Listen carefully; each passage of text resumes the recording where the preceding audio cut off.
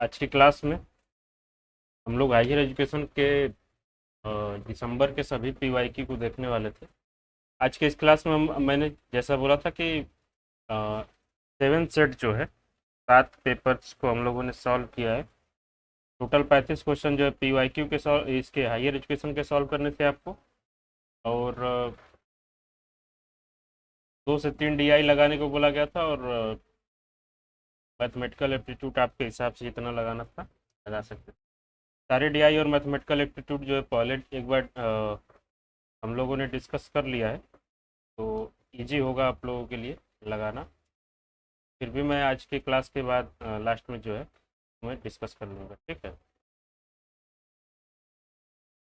और ये क्लास जो यूट्यूब पे अपलोड होगी, तो इसके थोड़ा सा जो लोग सफलता क्लासेस को ज्वाइन करना चाहते हैं के लिए ये नोटिफिकेशन है कि दिसंबर 2024 का बैच में जो है अगर इनरोल होना चाहें तो इनरोल हो सकते हैं। अगर वो दिसंबर वाले बैच में इनरोल होते हैं, साथ में अब ये इस बार का जो नेट का एग्ज़ाम होगा का भी बेनिफिट उनको आसानी से मिल सकता है। तो हायर एजुकेशन क्वेश्चन डिस्कशन की एक क्लास है, सबको पता है। सारे सेट के पेपर से पहले मैंने उनके नाम डेट और शिफ्ट को लिखा हुआ कि किस डेट का है वो पेपर है और कौन सा शिफ्ट का पेपर है। या इससे क्या होगा कि आपको खोजने में थोड़ी सी आसानी होगी, ठीक है। तो जो पहला क्वेश्चन है वो है 6 दिसंबर के फर्स्ट शिफ्ट का। इसमें पूछा जा रहा है कि which of the following was recommended by the Hunter commission. Hunter आयोग की क्या सिफारिशें थी। तो ये काफ़ी सिंपल क्वेश्चन है, बताइए इसका कौन सा होगा।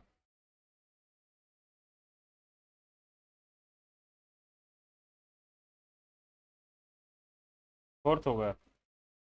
हंटर कमीशन आया कब था।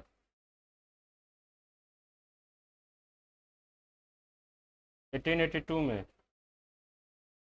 1882 तक क्या भारत में पर्याप्त यूनिवर्सिटी जो सिटीज में हो गई थी। हम लोग देख रहे हैं कि मद्रास कलकत्ता और मद्रास और बम्बई जो यूनिवर्सिटी है ये इसके बाद इस्टेब्लिश किया जाता है। तो अभी जो है यूनिवर्सिटी और शिक्षा जो है हमारे सिटीज में ही नहीं सही है, तो उनको जो है हंटर कमीशन में ये वाला ऑप्शन तो बिल्कुल गलत हो जाएगा कि भारत में ग्रामीण क्षेत्रों में अधिक से अधिक सरकारी विश्वविद्यालयों की स्थापना को बढ़ावा देना। ये थोड़ा सा दिमाग लगाना था कि 1882 तक जो है भारत के जो मुख्य मुख्य शहर हैं वहाँ अभी यूनिवर्सिटीज़ नहीं खुली हैं। और जो है एजुकेशन हायर एजुकेशन की क्वालिटी जो है भारत में अभी बहुत डाउन है। हंटर एजुकेशन में एक ये हंटर कमीशन में एक बात बोली गई थी कि जो मिशनरी मिशनरी अगर भारत में कहीं कॉलेज और ये कॉलेज स्कूल या कोई भी एजुकेशनल इंस्टीट्यूशन ओपन करना चाहते हैं तो वो उनको जो है इस क्षेत्र में बढ़ावा देना जाया जाना चाहिए, ठीक है। तो इसका जो थर्ड ऑप्शन होगा वो बिल्कुल सही होगा कि उच्चतर शिक्षा में गैर सरकारी उद्यम की भागीदारी। जो मिशनरीज और जो भी लोग ऐसे हैं जो प्राइवेट इन्वेस्टमेंट करना चाहते हैं हमारे हायर एजुकेशन के फील्ड में, तो उनको जो है सरकार के द्वारा बढ़ावा दिया जाना चाहिए, ठीक है। बाकी पहला और दूसरे ऑप्शन कभी नहीं से होगा। थर्ड और फोर्थ में जो है थोड़ा सा आपको कन्फ्यूजन हुआ होगा। फोर्थ इसलिए नहीं होगा क्योंकि अभी वहाँ तक जो है देखा जाए तो भारत में सिटीज और जो मुख्य शहर है भारत के वहाँ भी एजुकेशन की उतनी व्यवस्था जो है अच्छी नहीं है। तो सरकारी विश्वविद्यालयों को ग्रामीण क्षेत्रों में स्टेबलाइज करने की बात जो है वो हमारी 1920 के बाद शुरू होती है, ठीक है। क्लियर है।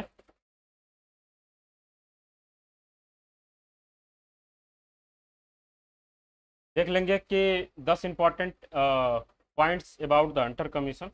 पहला जो पॉइंट है कि Hunter commission was form 1882 under the chairmanship of sir William Hunter to examine the country educational situation at the time, ठीक है। द कमीशन सबमिटेड रिपोर्ट 1882 में ही अपना ये रिपोर्ट सबमिट करती है। तीसरा है कि the commission was composed of Lord William Hunter and 20 other member including 7 Indian member. ये पॉइंट थोड़ा सा याद रखेंगे हम लोग कि अगर आपसे पूछा जाता है कि हंटर कमीशन में कितने भारतीय मेंबर्स थे, तो ये याद रखना है कि हंटर कमीशन में टोटल जो है 20 मेंबर और एक जो है विलियम हंटर, टोटल मिला के 21 मेंबर्स थे, जिसमें से 7 जो है भारतीय थे। चौथा पॉइंट अगर देखें तो Hunter commission was found because the grant in aid system put forth by Wood dispatch 1854 आज नॉट इम्प्लीमेंटेड। 1854 में जो ग्रांट देने की बात की गई थी हायर एजुकेशन के फील्ड में, जो भी खर्चा करने के लिए बात किया जा रहा था, उसको इम्प्लीमेंट करने में दिक्कतें आ रही थी। इसलिए जो है हंटर कमीशन की स्थापना की जाती है कि थोड़ा सा ये कुछ सोल्यूशन दे कि कैसे जो है उसको कितना मात्रा में और कहाँ जो है इम्प्लीमेंट किया जा सके। पांचवा है कि द ऑब्जेक्टिव हंटर कमीशन 1882 और implemented Wood dispatch 1854 and the utilization of grant in aid and the access work religious missionaries. देखिए missionaries in the educational field, यही बात जो है हमारे क्वेश्चन में पूछा गया है कि जो मिशनरीज के हायर एजुकेशन के फील्ड में जो मिशनरीज वर्क करना चाहते हैं उनको और सरकार को एक साथ कैसे कोलैबोरेट किया जाएगा, ये बात जो हंटर कमीशन की एक इम्पॉर्टेंट ऑब्जेक्टिव था। अगला देखें the Hunter commission 18 recommended the expansion of education in India including the stabilization more school college specially girl and introduction of technical and vocational education. ठीक है, कहीं भी इसमें रूरल यूनिवर्सिटीज की बात नहीं की जा रही है, ये हम लोग थोड़ा सा ध्यान देंगे।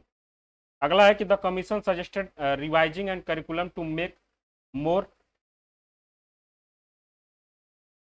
The commission suggested revising the curriculum to make more relevant to needs Indian society and economy. वही करिकुलम चेंज करने की बात की जा रही है कि कुछ ऐसा करिकुलम रखा जाए जो हमारे इकोनॉमी और सोसाइटी को बढ़ाने का काम करे। अगला पॉइंट है the commission emphasize the need of better teaching training की बात, टीचर ट्रेनिंग की बात की जा रही है। Stabilizement of training institution of हर teacher, introduction of new method to teaching and pedagogy. Simple बात है, करिकुलम चेंज हो रहा है तो उसके मेथड्स को भी चेंज करना होगा। The Hunter commission recommended the use of local language as the medium of instruction and at the primary level and the promotion of English and as the medium of instruction in higher level of education। ये बोलते हैं कि अगर primary education दिया जा रहा है तो वहाँ जो है हमारे लोकल लैंग्वेज को प्रमोट किया जाना चाहिए, लेकिन अगर वहीं अगर हम लोग हायर एजुकेशन की बात करते हैं तो वहाँ हमारा इंग्लिश मीडियम को जो है वो प्रमोट किया जाना चाहिए।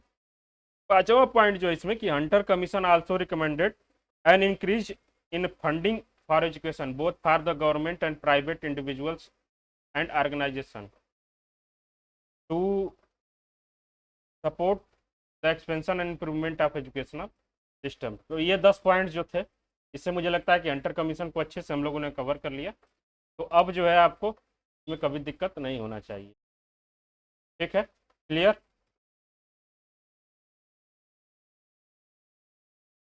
अगला जो क्वेश्चन है कि the university of Punjab was stabilized in the Lahore 1882 to reduce the burden of university of.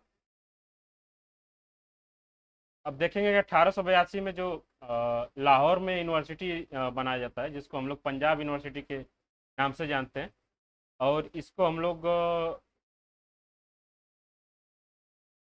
इसको बनाया गया था 1882 में। कलकत्ता विद्यालय जो है वहाँ जो है पूरे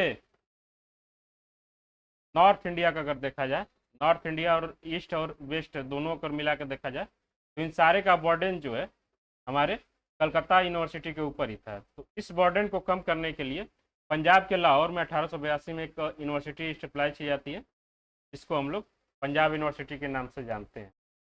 ठीक है, भारत की जो पहली मुख्य यूनिवर्सिटी बोली जाती है वो पंजाब यूनिवर्सिटी को बोली जाती है, जिसका कैंपस भी भारत के अंदर ही था, और यहाँ ये यूनिवर्सिटी जी भी भारत के अंदर थी। इसके पहले जो बॉम्बे, मद्रास, कलकत्ता, ये तीनों यूनिवर्सिटी जो बनाई गई थी, ये कैंपस फ्री यूनिवर्सिटी थी। खास करके ये एफिलिएटेड यूनिवर्सिटी थी लंदन यूनिवर्सिटी। ये बात हम लोग को याद रखना होगा।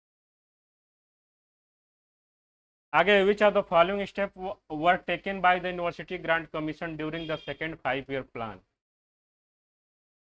बताइए इसमें से कौन कौन से सही होगा आप लोग के हिसाब से।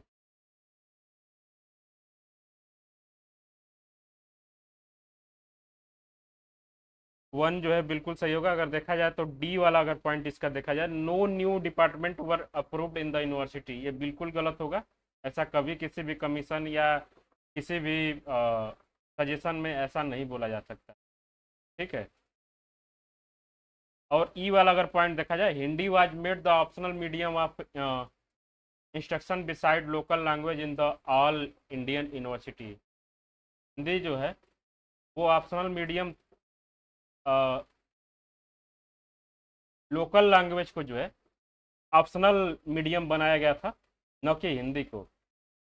हिंदी नहीं, इंग्लिश को जो है ऑप्शनल मीडियम बनाया गया था कि अगर कोई पढ़ाना चाहता है तो वो इंग्लिश में पढ़ा सकता है, या यहाँ वहाँ उसके यहाँ की जो लोकल लैंग्वेज होगी उसको वो प्रीफर कर सकता है। तो इसका जो सही आंसर होगा ऑप्शन नंबर वन सही होगा। ए बी सी जो है वो तीनों सही होगा। ठीक है। हाँ हाँ हाँ। पहला जो 5 ईयर प्लान था उसमें प्राइमरी और सेकेंड में जो है सेकेंडरी और हायर एजुकेशन दोनों मिला के थे। ठीक है। अगला क्वेश्चन है, which of the following research institute were. हाँ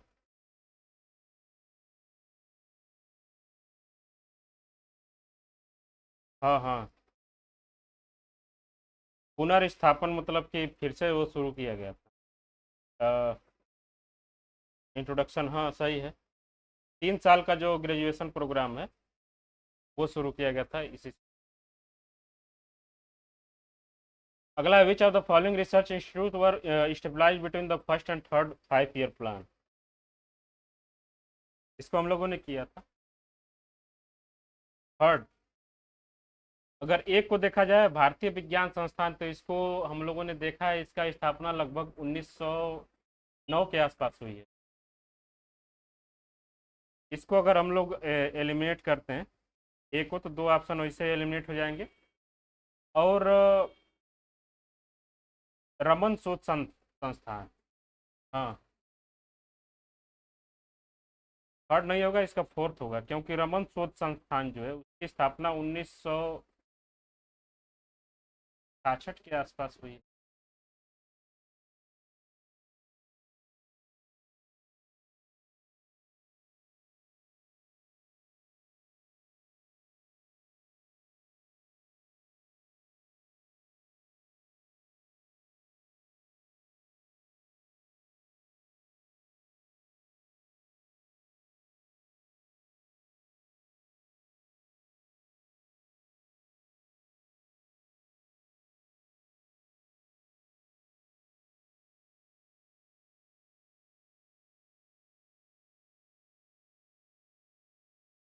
1949 में साहा हुआ है।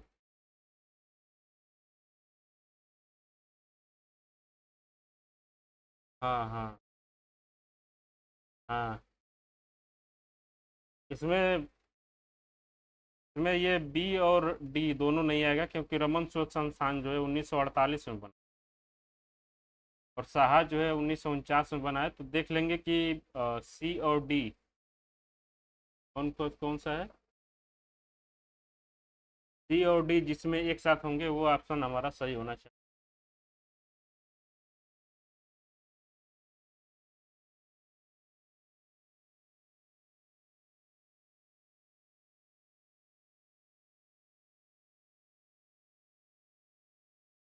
थर्ड और फोर्थ में कहाँ है, फोर्थ में ही तो है साथ में सी और डी। लोक भारती और गांधी ग्राम ग्रामीण संस्थान। लोक भारती जो है 1953 में बना है, गांधी ग्राम रूरल इंस्टीट्यूट जो 1956 में बना है। तो इसलिए जो है हमारा ऑप्शन नंबर थर्ड सही होगा। और बी और डी जो है हम लोग रमन को याद रखेंगे, रमन शोध संस्थान जो 1948 में बना है। और साहा नाभिकीय भौतिक संस्थान जो है वो हमारा 1949 में बना है। और इंडियन इंस्टीट्यूट ऑफ साइंस सबको पता है 1909 ईस्वी में बना है। और लोक भारती 1953। और गांधी ग्राम रूरल इंस्टीट्यूट जो 1956। ऑप्शन 4 होगा। मैंने बोला था कि हमको हमेशा मोस्ट सुटेबल आंसर जो है चूज करना है। कोई सही, इसमें सबसे अधिक सही विकल्प होंगे वो हमारा हमेशा सही होता है।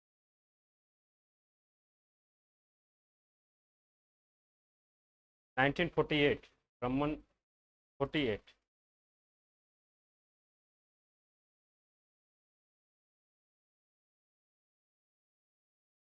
अगला है कि the Nalanda university of ancient India attracted student from the various part of Asia. बिल्कुल सही बात है।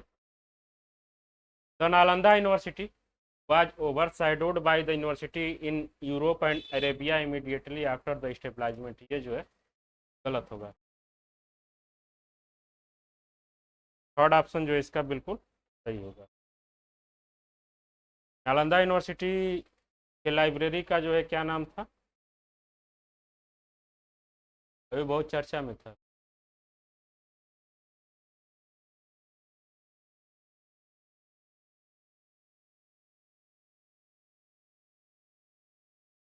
किसी को याद है? काफी बढ़िया नाम था।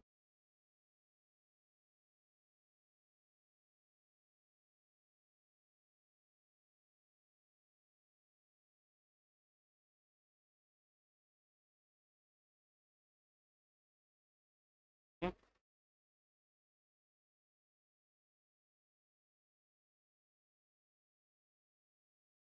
चलिए चलिए कर देख लीजिएगा अच्छे से। ये जो है हमारा फर्स्ट शिफ्ट का पेपर खत्म होता है। पांचों हम लोगों ने अच्छा किया। आगे है सेकेंड शिफ्ट का 6/12/2023 के सेकेंड शिफ्ट का पेपर। आगे ये है कि for the independence the lady Irwin college Delhi was set up for the teaching. Lady Irwin college जो है वो हमारा एजुकेशनल रिसर्च पर्पस के लिए जो है वो सेटअप किया गया था। के बारे में कुछ खास पॉइंट जो है देख लेते हैं। Lady Irwin College establish in the 1932 with the objective promoting, जो इसके अदर ऑब्जेक्टिव जो थे उसमें promoting women's education particularly in the field of home science. ठीक है। सेकेंड है कि the college was founded under the patronage of Lady Dorothy Irwin and other prominent personality of the time including Sarojini Naidu and Kamla Devi Chattopadhyay. इन तीनों लोगों का नाम हम लोग याद रखेंगे। अगला है कि the college establishment was response to the growing need for the women's education and empowerment in India during the pre independence era. Women education और वुमेन एम्पावरमेंट की बात की जा रही है कि इसके लिए जो है लेडी इरविन कॉलेज की स्थापना की गई थी 1932 ईस्वी में। कहाँ हुई थी? दिल्ली में। ठीक है, तो याद रखेंगे हम लोग। आगे Lord Auckland supported the idea of establishment in the place with the large population. Lord Auckland जो है भारत में कम्युनिटी कॉलेज नहीं होता है। कम्युनिटी कॉलेज कभी नहीं। सेंट्रल कॉलेज इसका सही होगा। टेक्निकल कॉलेज और साइंस कॉलेज और कम्युनिटी कॉलेज इसलिए नहीं होगा क्योंकि ये एक प्रकार का निगेटिव कॉलेज माना जा सकता है। जैसे कि आ, हाँ, कास्टिज्म से थोड़ा सा ये प्रभावित हो सकता है। हाँ, सेंट्रल कॉलेज होगा इसका। लॉर्ड ऑकलैंड के बारे में थोड़ा सा बात कर लेते हैं। Lord Auckland play significant role in the Indian higher education system expanding English commercial education. Commercial education का मतलब है कि ये थोड़ा सा प्राइवेटाइजेशन के ऊपर बात करेंगे। Lord Auckland dedicated himself to improvement native schools and expanding India's commercial industry as the legislator। Second stabilizing English college, ये भी एक प्रकार का Lord Auckland succeed in the setting up English college and providing them with sufficient fund. एक चीज़ आप लोग याद रखिएगा कि जो मैकाले का जो थियरी था एजुकेशन के लिए, कौन सी थियरी थी?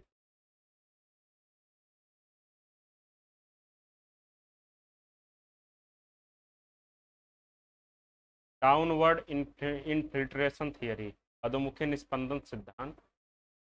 उसके जो मेन प्रोपोनेंट माने जाते हैं, जिसको मान्यता देने वाले जो व्यक्ति थे, वो लॉर्ड ऑकलैंड को माना जाता है। ठीक है। जैसे कि ऐसा क्यों होता है कि हम लोगों ने पढ़ा है कि मैकाले ने वो इनट डाउनवर्ड फिल्टरेशन थियरी प्रतिपादित तो कर दिया, मतलब उसको जो है लोगों को बता तो दिया, लेकिन उसको जो है सबसे पहले इंग्लिश पॉलिसी में जिन्होंने लागू किया वो यही थे, लॉर्ड ऑकलैंड। ये थोड़ा सा याद रखेंगे हम लोग। तीसरा है कि प्रमोटिंग ओरिएंटल कॉलेज, ये सबको पता होना चाहिए। चौथा, encouraging female education. Female education के ऊपर जो लगभग सभी वायसराय वो बात करते हैं। तो ये 4 पॉइंट जो हम लोग को याद रखना है। इनका जो काम था, ये इंग्लिश एजुकेशन को जो है कमर्शियलाइज करने की बात करते हैं, और अधिक से अधिक जो है प्राइवेट सेक्टर को इन्वॉल्व करते हैं to promote English education in India. आगे, the university of Vikramshila was well known as the centre of. ये सबसे आसान क्वेश्चन है। विक्रमशिला यूनिवर्सिटी जो है वो तांत्रिक बुद्धिज्म के लिए फेमस थी, और वहीं अगर नालंदा यूनिवर्सिटी की बात किया जाए तो वो बुद्धिज्म के साथ साथ जो है हिंदुज़म की भी वहाँ थोड़ी बहुत पढ़ाई होती थी, और अदर रिलीजन की भी पढ़ाई वहाँ पे हम लोग को देखने को मिलता है। आगे देखेंगे हम लोग। अगला जो क्वेश्चन है कि which are the following autonomous research institute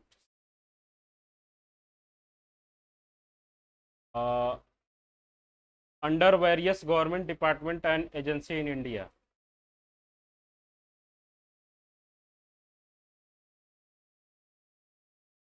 Bharat के विभिन्न सरकारी विभागों और एजेंसियों के अंतर्गत इनमें से कौन सी स्वायत्त शोध संस्थाएं हैं? ऑटोनोमस बॉडी के ऊपर जो है बात की जाए तो इसका जो सही आंसर होगा वो होगा option number 1, ABC, council of scientific and industrial research, Indian council of social science research, Indian institute of astrophysics, और ये जो है वो क्लिनिकल और biological science and research institute जो है ये ऑटोनोमस बॉडी नहीं है। ये तीनों जो ऑटोनोमस रिसर्च इंस्टीट्यूशंस हैं, बाकी जो है दो। एक बार इन सबके जो है हम लोग आप लोग सर्च करिएगा कि इनको जो है कब कब बनाया गया था। ठीक है। आगे बढ़ेंगे तो the national accreditation board NEP report 2020 must overseas the entire process of accreditation, set standard and defined guidelines for the purpose. It can be license the various agency.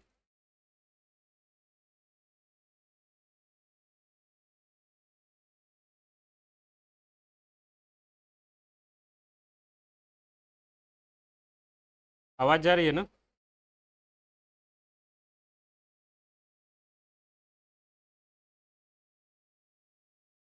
तो लग रहा है इसमें दोनों सही होना चाहिए। It can license the private agency who will be actual evaluation of academic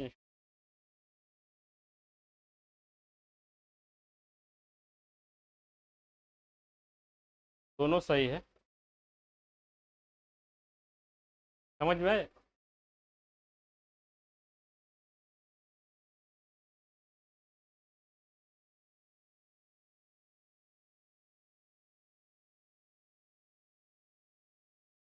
council of वही है।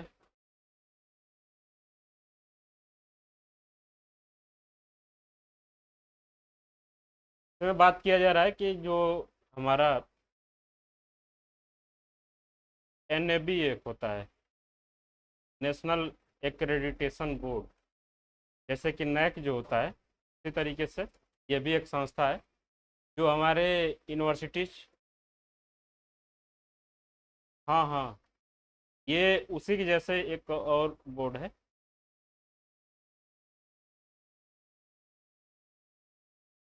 वो NAAC होता है, नैक। तो होता है NSC भी एक होता है, लोगों ने देखा था, एक बार देख लेंगे।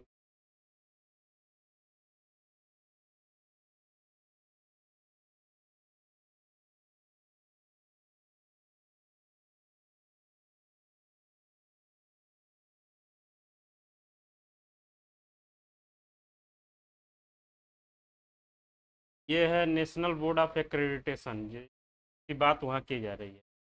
ठीक है, इसको जो है 1994 में बनाया गया है। और इसका क्या काम होता है कि accredit technical program such as engineering and management to ensure quality and standard.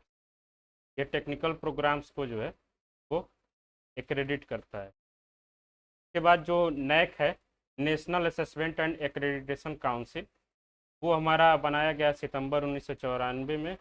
का काम है assess and accredits higher education institution in the India.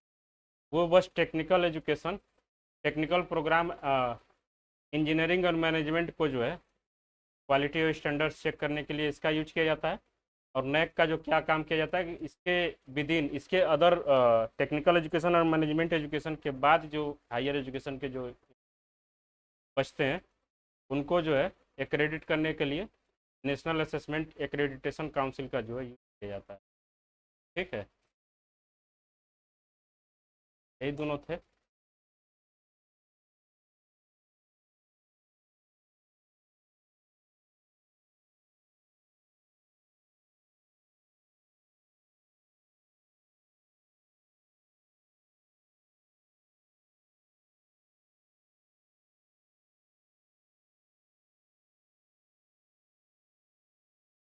इसी PDF में अभी मैं सेंड कर दूंगा। इसके पहले वाला जो PDF मैंने सेंड किया उसमें है।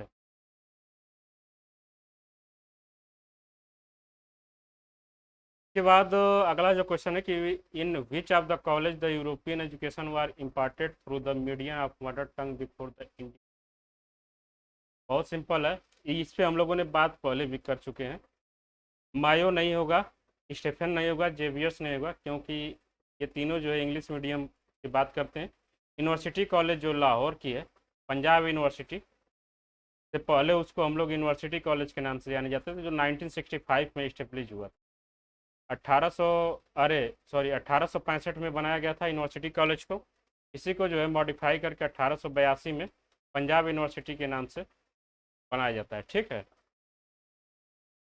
इसमें जो है यूरोपीय शिक्षा जो है हमारे मातृभाषा के माध्यम से, जो लोकल लैंग्वेज या वर्नाकुलर लैंग्वेज के माध्यम से प्रोवाइड कराया जाता था। देख लेंगे। मायो कॉलेज की स्थापना जो है 1870 ईस्वी में हुई है। सेंट स्टीफेंस कॉलेज की स्थापना 1881 ईस्वी में हुई है। सेंट जेवियर्स कॉलेज की स्थापना 1860 ईस्वी में हुई है। पंजाब कॉलेज लाहौर जो है 1865 में बनाया गया था, जिसको हम लोग यूनिवर्सिटी कॉलेज के नाम से जानते थे। इसके बाद जो है 1882 ईस्वी में इसका नाम चेंज करके पंजाब यूनिवर्सिटी के नाम से जो है वो कर दिया जाता है। ठीक है,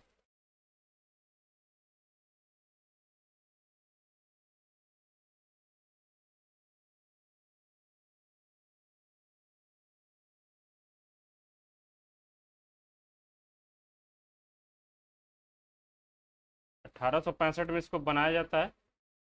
1882 में जो है इसको यूनिवर्सिटी का दर्जा दिया जाता है। और पार्टीशन के बाद जो है इसका नाम बदल के पंजाब यूनिवर्सिटी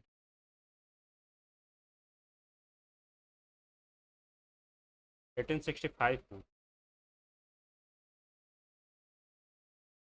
1882 में इसको जो है यूनिवर्सिटी के रूप में स्थापित किया जाता है, 1882 में। और इसका जो करेंट नाम है यूनिवर्सिटी ऑफ पंजाब, ये नाम जो है पार्टीशन के बाद जब भारत विभाजित हुआ तो ये लाहौर में ये पड़ा, तो इसको फिर हम लोगों ने यूनिवर्सिटी ऑफ पंजाब के नाम से जानना शुरू कर दिया। ठीक है, एक बार फिर से। मायो कॉलेज जो है 1870 ईस्वी में बनाया गया। सेंट स्टीफेंस कॉलेज जो है 1881 ईस्वी में बना है। सेंट जेवियर्स कॉलेज 1860 ईस्वी में बना है। और ये यूनिवर्सिटी कॉलेज लाहौर जो है वो हमारा 1865 में बना था, 82 में इसको यूनिवर्सिटी के रूप में स्टेबलाइज किया जाता है। आगे, the policy of higher education during the 8 5 year plan was encourage. इस पर हम लोगों ने बात की थी पहले भी, सारे क्वेश्चंस के ऊपर हम लोगों ने बात कर ली पहले। 8 ईयर 5। हाँ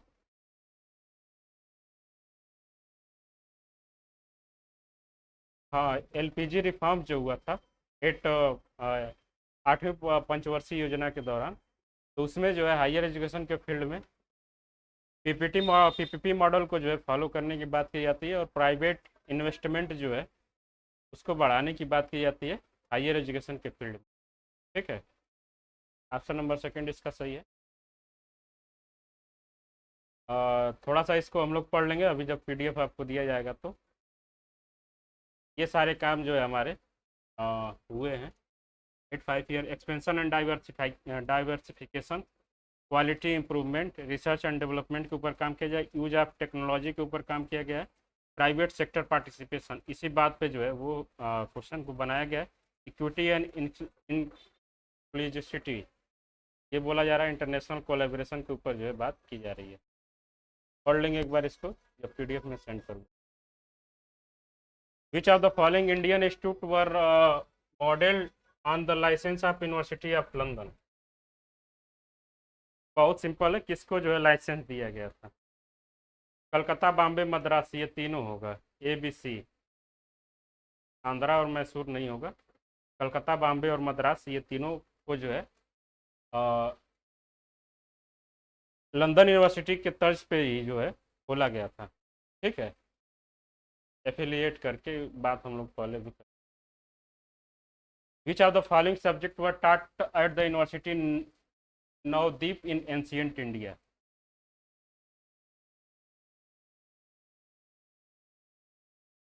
आर्कियोलॉजी नहीं होगा। आर्कियोलॉजी, एंशियंट इंडिया की बात की जा रही थी, आर्कियोलॉजी पे जो है पढ़ाई उस समय नहीं होती थी। एक को अगर हम लोग एलिमिनेट करें तो दो ऑप्शन एलिमिनेट हो जाएगा। फिजिक्स भी जो है हमारे बात की चीज़ है। लॉजिक, लिटरेचर और तंत्र, इन तीनों के ऊपर जो है पढ़ाई होती थी। ऑप्शन नंबर थर्ड जो ये हमारा होगा। क्लियर है सबका?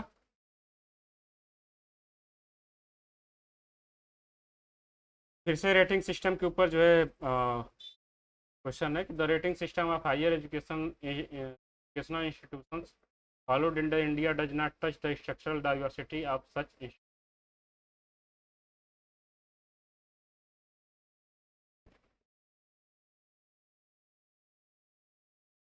A universal and holistic rating system is not feasible in India. तो इसमें क्या है कि जो रेटिंग सिस्टम जो होता है हमारा, वो यूनिवर्सिटी के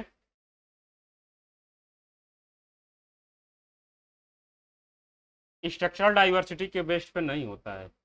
ऐसा नहीं होता कि कुछ यूनिवर्सिटी जो है उनके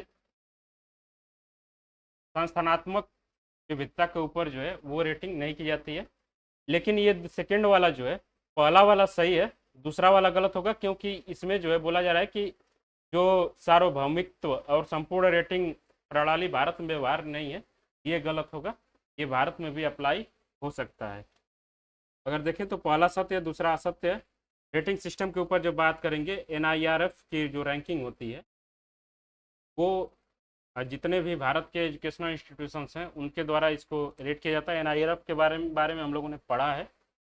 इसमें रेटिंग का जो बेसिस होता है वो ये होता है, टीचिंग, लर्निंग एंड रिसोर्सेज, ये होता है।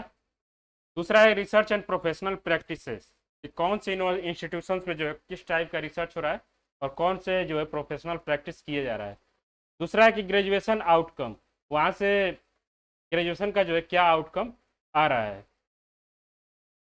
चौथा है outreach and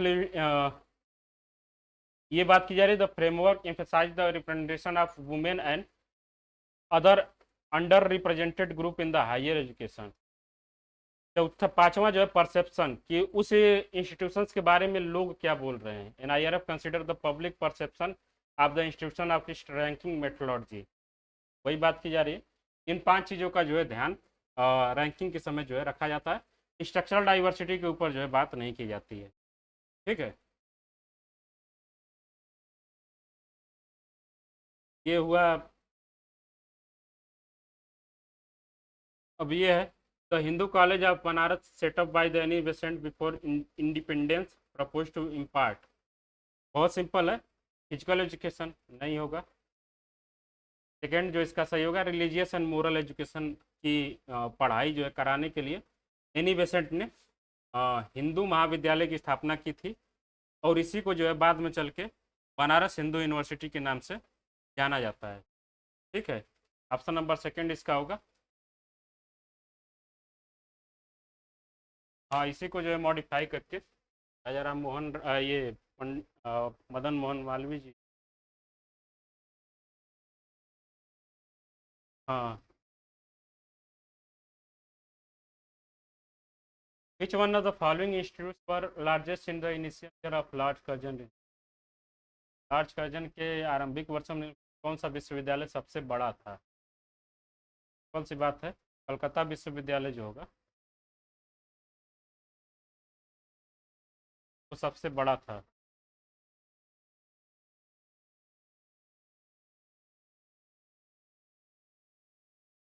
Punjab.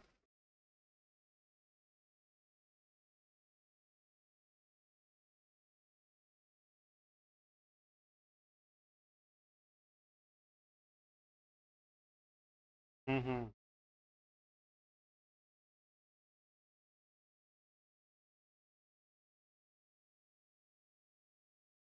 Which one the following university were largest in the initial year of Lord Curzon. Largest देख लेते हैं।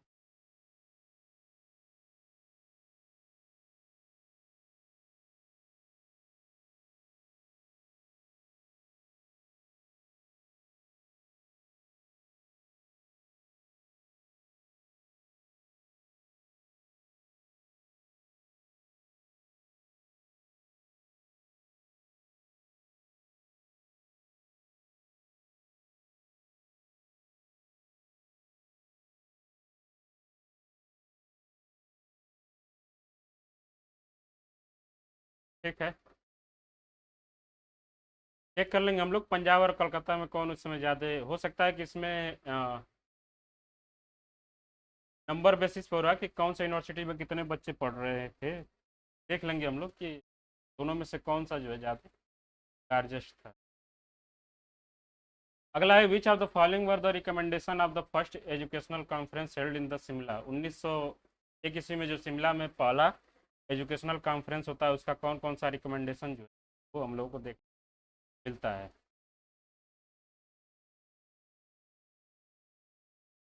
एक को अगर हटाते हैं बचता है।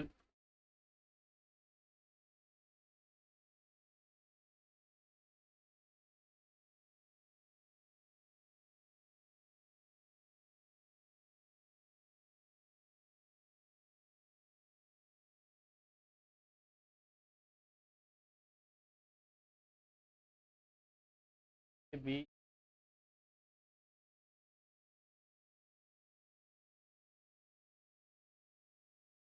एक मिनट लगता है कि गलत हुआ है। एक मिनट।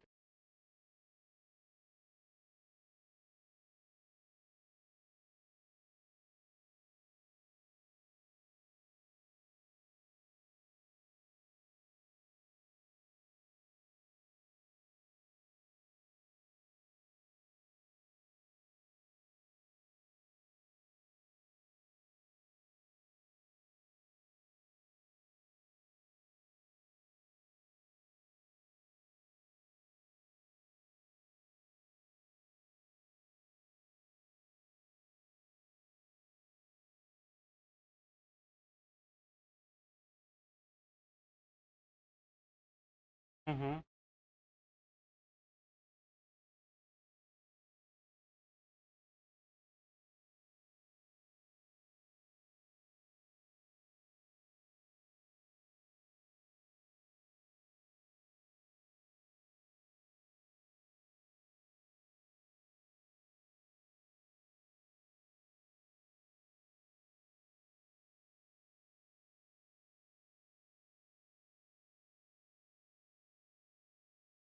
लग रहा है कि इसका आंसर जो है,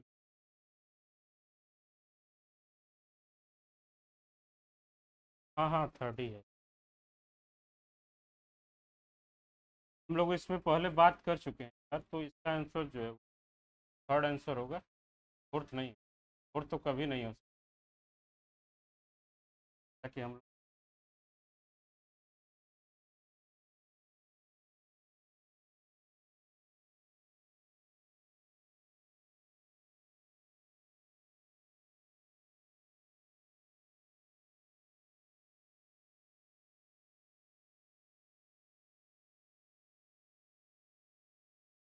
थर्ड इसमें क्लियर है ना आप सबको? बिल्कुल सही है थर्ड। TDE।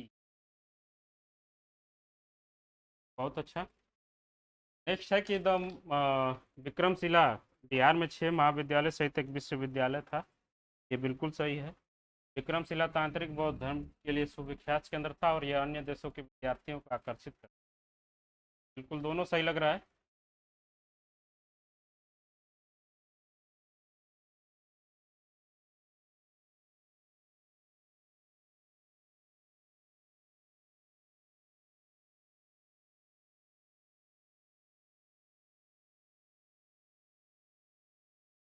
5 तो हैं। 1।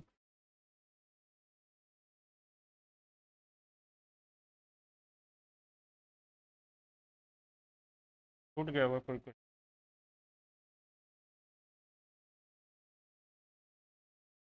अगला है कि which of the following has been the describe in the Magna Carta of Indian education.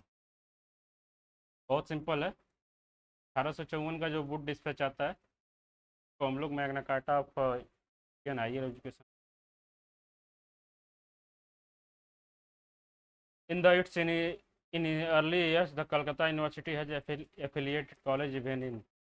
बहुत सिंपल है। कलकत्ता यूनिवर्सिटी का जो एफिलिएटेड कॉलेज था वो श्रीलंका में था।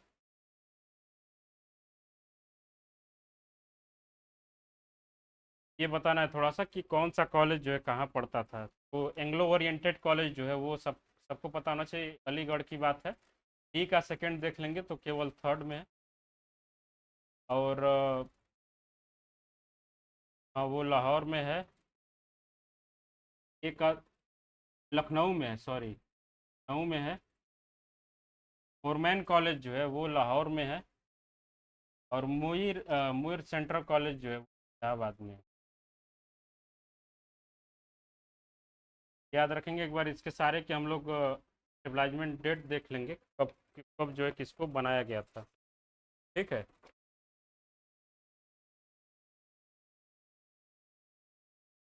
अगला जो क्वेश्चन दिया गया कि नालंदा में बौद्ध।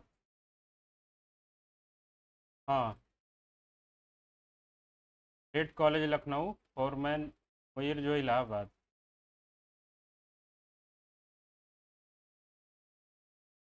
अगला in the Nalanda apart Buddhist colonial text Vedas are also taught. मैंने बताया था कि नालंदा यूनिवर्सिटी में जो है बुद्धिज्म के साथ साथ दो हिंदुज्म को भी पढ़ाया जाता था। ये बिल्कुल सही होगा। दूसरा है कि however the impact of made to discourage the teaching of literature for the rival religion. ये गलत है।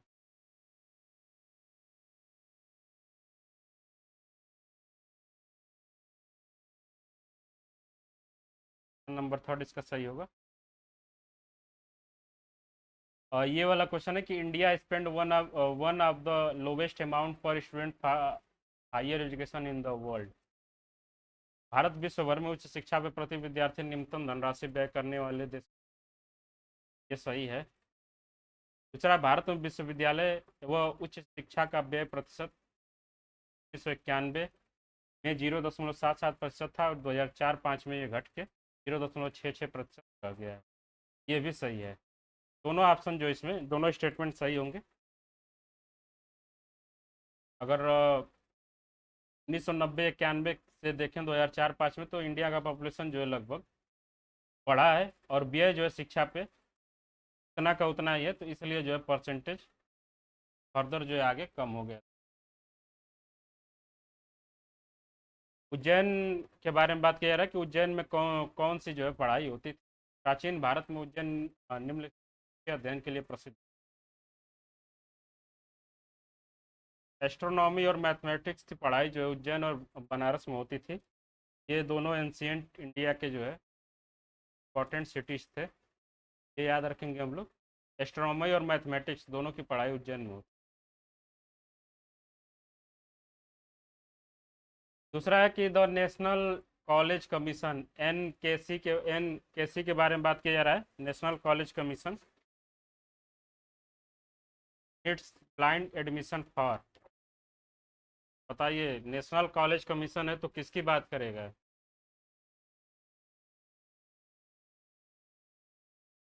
नेशनल यूनिवर्सिटी की बात करेगा, state university, private university, foreign university पर जो है बात नहीं। एनकेसी की स्थापना कब हुई थी? हाँ हाँ, 2005 में जो सैम पित्रोदा के द्वारा बनाया गया था एनकेसी के बारे में बात की जा रही है। National college commission. हाँ।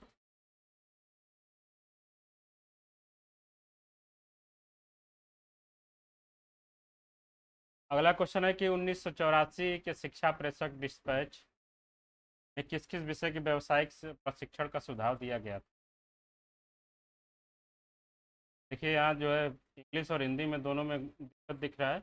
1854 यहाँ दिया है, यहाँ 1984। ये थोड़ा सा लोग देखेंगे, ये पेपर में ऐसा आपको भी देखने को। 1854 के बुट डिस्पैच के बारे में बात की जा रहा है। इसमें कौन कौन से सब प्रोफेशनल ट्रेनिंग की जो है बात की जा रही है। पहली बात की लाइब्रेरी साइंस जो है वो नहीं होगा कभी।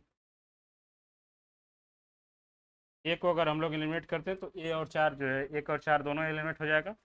इसके बाद अगर देखें तो मटेरियल साइंस जो है वो भी नहीं होगा। ऑप्शन नंबर सेकंड इसका सही होगा, BCD। ये दोनों जो है बहुत बात की चीज़ है, पोस्ट इंडिपेंडेंस की बात की चीज़। पुस्तकालय विज्ञान और पदार्थ विज्ञान। ठीक है।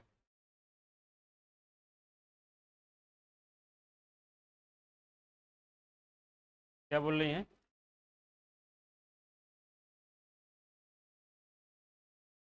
मटेरियल साइंस में ये कोई भी अगर ऑब्जेक्ट है, में इसको अच्छे से ये देखा जाता है कि वो किस चीज़ से बना हुआ है, और उससे रिलेटेड जो रिसर्च वगैरह होता है वो हम लोग मटेरियल साइंस। ठीक है।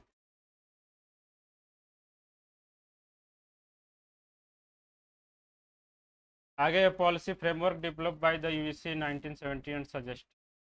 1978 की जो पॉलिसी ने कौन कौन से सुझाव दिए? पहला, निजी विश्वविद्यालयों को बंद करना कभी नहीं। एक को अगर एलिमिनेट करते हैं तो एक ऑप्शन एलिमिनेट हो जाएगा। विश्वविद्यालयों की संख्या में वृद्धि, ये सही हो सकता है। उच्च गुणवत्ता प्रायोगिक शोध हेतु समर्थन, ये भी सही हो सकता है। स्वायत्त महाविद्यालयों का समापन, ये भी नहीं होगा। डी को अगर एलिमिनेट करते हैं तो दो ऑप्शन और एलिमिनेट हो जाएंगे। ऑप्शन नंबर 4 जो है इसका बचेगा, स्नातक स्तर पे अंतर विषयी पाठ्यक्रम प्रारंभ करना। ठीक है।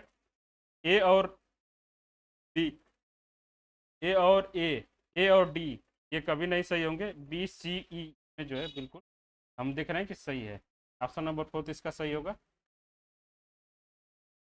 अगला, according to the national education policy 2020, teaching duty will be more and student teacher ratio will be high and faculty. ये इसको अगर हम लोग देखें, इससे इस स्टेटमेंट को गलत कर सकते हैं। Student teacher ratio will be high, ये 2020 की बात नहीं है। इसमें स्टूडेंट टीचर रेशियो जो है, स्टूडेंट टीचर रेशियो को लो रखने की बात की गई। तो स्टेटमेंट 1 जो है वो गलत हो जाएगा। दूसरे को बात करते हैं, according to the NEP 2020 faculty will given the liberty to design their pedagogical approach to the initiative teaching and the research. ये बिल्कुल सही है। ऑप्शन नंबर इसका कौन सा सही होगा तब? फोर्थ। ऑप्शन नंबर फोर्थ इसका क्या बोल रही हैं? स्टूडेंट टीचर रेशियो का मतलब है कि पहले क्या होता था कि एक टीचर के ऊपर जो है, एक अगर मान लीजिए कि एक कोई स्कूल है उसमें 600 बच्चे हैं, तो वहाँ मैक्सिमम जो है 10 टीचर काम करते थे, एक टीचर के ऊपर जो है 1/60 का रेशियो होता था, मतलब एक टीचर के ऊपर 60 बच्चे। अब क्या किया गया, इसको घटा के एक टीचर के ऊपर जो है मैक्सिमम बच्चों की संख्या लगभग 1/30 के आसपास की, यानी कि एक टीचर के ऊपर जो है 30 बच्चों का जो है रेशियो। समझ में आया?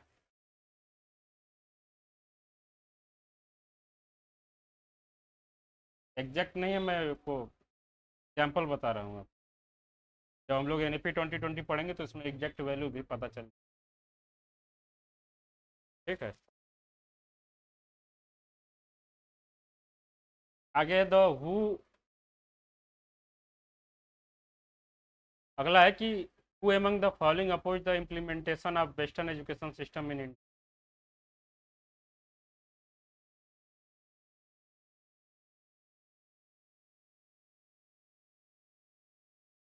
एनी बेसेंट को देख रहे हैं हम लोग कि ये जो कॉलेज में जो है रिलीजियस एजुकेशन के ऊपर जो है बात कर रही हैं, ये जो है कहीं ना कहीं वेस्टर्न एजुकेशन का अपोज करती हैं और बोलती हैं कि भारत का एजुकेशन सिस्टम में सारी चीज़ों को कंटिन्यू किया जाना चाहिए।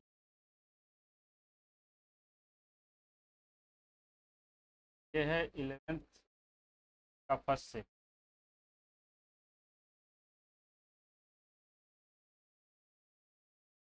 अगला the university act 1904 was pass during the period of, बहुत सिंपल है, लॉर्ड कर्जन वायसराय के दौरान जो है। यह निम्नलिखित में से कौन सी स्वायत्त शासी वैज्ञानिक संस्थान विज्ञान और प्रौद्योगिकी विभाग के वित्तीय संरक्षण के अंतर्गत आते हैं? ये थोड़ा सा देख लेंगे हम लोग। इसमें अगर देखा जाए तो ई को छोड़ के जो है ABD, ये चारों जो है सही आंसर होंगे। वो जो है हमारे financial umbrella of development science and technology के अंदर आते हैं। बोस, अगरकर, रमन और वाडिया, ये चारों हमारे वित्तीय संरक्षण के अंतर्गत आते हैं, प्रौद्योगिकी विभाग के वित्तीय संरक्षण के अंतर्गत आते हैं। लेकिन भारतीय ज्योतिष विज्ञान परिषद बेंगलोर में जो है ये इसके अंतर्गत नहीं आता। इसको हम लोग ऐसे भी एलिमेंट कर सकते थे कि ज्योतिष को जो है वो साइंस की चीज़ नहीं मानी जाती है अभी तक। ठीक है। ऑप्शन नंबर 4 तो इसका सही होगा। अगला है कि निम्नलिखित में से किन्होंने अपनी शिक्षा तक्षशिला से प्राप्त की थी? डी और डी, चाणक्य और पाणिनि। बिल्कुल सही होना चाहिए। ऑप्शन नंबर 4 इसका बिल्कुल। आगे है कि 1902 ईस्वी में हेमेंटल को तार भेज के 6 स्थायी सदस्यों वाली भारतीय विश्वविद्यालय आयोग नियुक्त करने का प्रस्ताव किसने? लॉर्ड कर्जन ही होगा। 1900 बात की जा रही है। हाँ हाँ, लॉर्ड कर्जन। लॉर्ड कर्जन के समय जो है हायर एजुकेशन के फील्ड में बहुत ज़्यादा वो हुआ था। क्या बोल रहे हैं स्वदेश?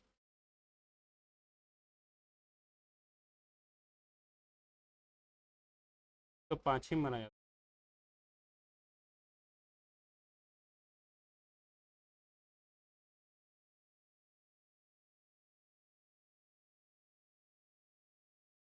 एक बार देख लेंगे हम लोग कि किसके समय जो है कौन कौन सा एजुकेशन कम हुआ। ठीक है। तो आज की क्लास ये वाली यहीं समाप्त होती है। कल जो है इसका सेकंड पार्ट होगा।